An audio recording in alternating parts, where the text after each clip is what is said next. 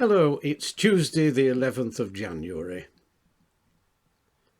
On this day, January 11th, in 1838, Samuel Morse demonstrated how using dots and dashes, messages could be sent across great distances. On this day, in 1922, insulin was first used to treat diabetes. On this day, in 1964, the United States government published its first report that smoking might be hazardous.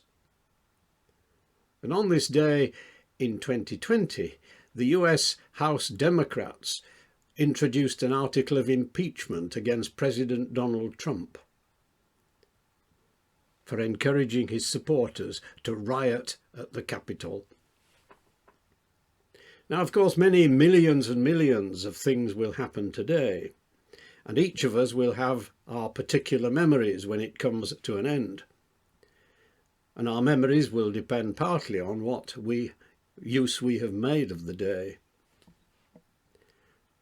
The poet John Dryden, although using what we would regard as sexist language, nonetheless gets it right when he says this: "Happy the man, and happy he alone, who would call today his own.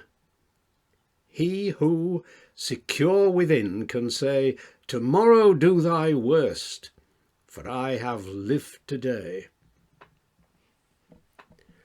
So here are just a few thoughts on how we might really live for today. First of all, start the day well. Don't let your first thoughts on waking be negative. Copy the psalmist and say in your head or out loud, "This is the day that the Lord has made. Let us rejoice and be glad in it." Second, unless yesterday holds special memories, don't spend too much time looking backward, or as Will Rogers once put it, don't let yesterday use up too much of today. Next, if backward looks can spoil today, so can the wrong kind of thinking about the future. Jesus put it like this: "Do not worry about tomorrow. It will have enough worries of its own." I hope that today will be a good day for you and for me. But if anything happens that makes you angry or upset, work to resolve it today and not carry it forward like a heavy load on your back.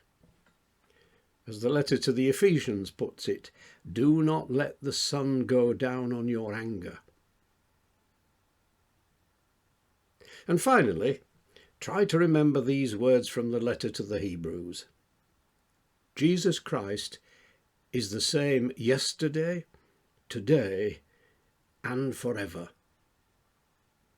In other words, his love, his understanding, his passion for justice and his forgiveness are with us today and at all times.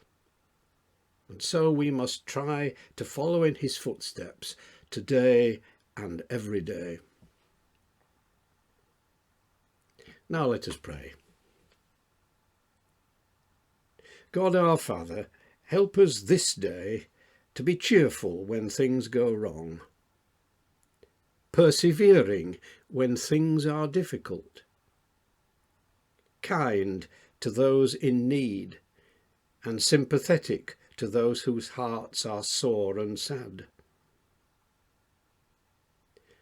So enable us to be helpful to those in difficulties. And grant that through this day, all with whom we work or meet may see in us some reflection of the Masters whose we are and whom we seek to serve. Amen.